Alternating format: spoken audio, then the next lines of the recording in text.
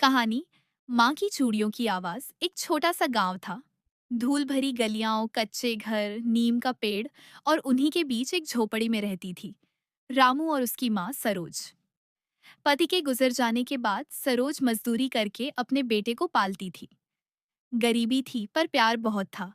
सिर पर हाथ फेरते हुए हमेशा कहती, बेटा पढ़ लिख जाएगा तो हमारी जिंदगी बदल जाएगी। रामू भी बचपन में यही सपना देखता था, माँ को मेहनत करते न देखना, उन्हें एक अच्छा घर दिलाना। लेकिन गरीबी इतनी थी कि कई बार घर में खाना भी मुश्किल हो जाता।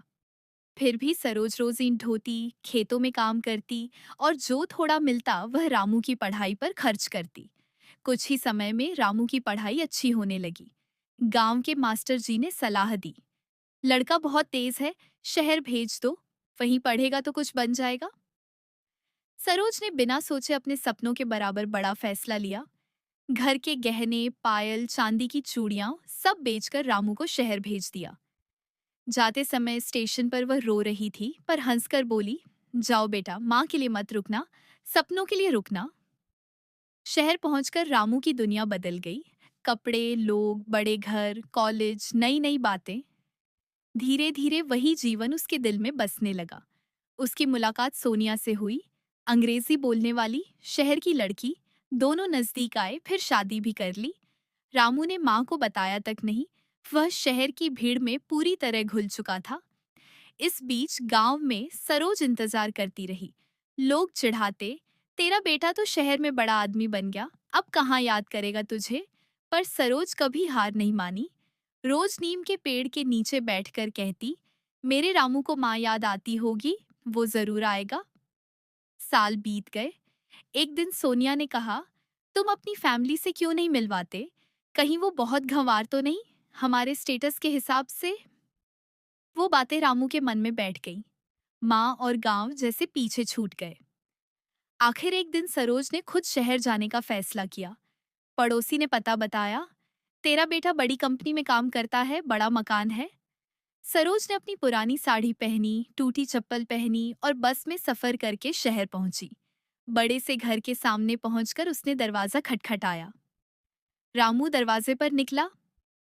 सामने अपनी माँ को देखकर वो कुछ पल के लिए घबरा गया। सरोज मुस्कुराई, कैसा है मेरा बेटा, माँ को पहचान लिया। रामू ने शहर की पत्नी के सामने शर्मिंदगी से कहा, आप गलती पर हैं, मैं आपको नहीं जानता, आप शायद किसी और को ढूंढ रही हैं। सरोज जैसे पत्थर बन गई। उसने कांपती आवाज में कहा, बेटा, मैं ही हूँ, तेरी माँ, जिसने तुझे पढ़ाया, पाला। रामू ने ठंडी आवाज में कहा, कृपया जाए, यहाँ तमाशा मत करें। दरवाजा बंद हो गया। सरोज कुछ देर खड़ी रही, फिर धीरे धीरे वापस चल पड़ी। रास्ते में चूड़ियां खनखन आई, वही चूड़ियां वो जो बेटे के नाम पर पहनकर रखी थीं। उसने उन्हें उतारा और सड़क किनारे रख दिया। आंखों में आंसू नहीं थे, शायद रोने के लिए दर्द बहुत ज्यादा था। जब गांव पहुंची तो पहले वाली चहल पहल नहीं थी। नीम के पेड़ के नीचे बैठकर धीरे से बोली, आज मेरा बेटा सच में बड़ा आदमी बन गया, माँ को पीछे छोड़कर। दिन बीते, रातें बीती और एक दिन सरोज की तबीयत बहुत बिगड़ गई। मरते समय उसने पड़ोसी से बस इतना कहा, अगर मेरा बेटा कभी लौटे तो कहना उसकी माँ उसे भूल नहीं पाई। उधर शहर में रामू की जिंदगी चलती रही। पर एक दिन अलमारी सहेजते हुए सोनिया को पुराना बैग मिला। उसमें क्लब कार्ड, कॉलेज फोटो और गांव की माँ की एक तस्वीर। सोनिया बोली, तुमने इस औरत को नहीं जानता कहा था, क्या यही तुम्हारी माँ है? रामू के पैरों तले जमीन खिसक गई। यादें घूम गईं। स्टेशन पर रोती माँ, गहने बेचते हाथ, वह आवाज, जाना बेटा, पर माँ को मत भूलना। पश्चाताप से भरा वह गांव भागा। पर गांव पहुंचकर लोगों की नजरें सब कुछ कह रही थीं। नीम के पेड़ के नीचे सरोज की छोटी सी कब्र थी। पास में वही टूटे चूड़ियां पड़ी थीं। रामू जमीन पर गिरकर रो पड़ा। माँ, एक बार बुला ले, मैं आ गया हूँ।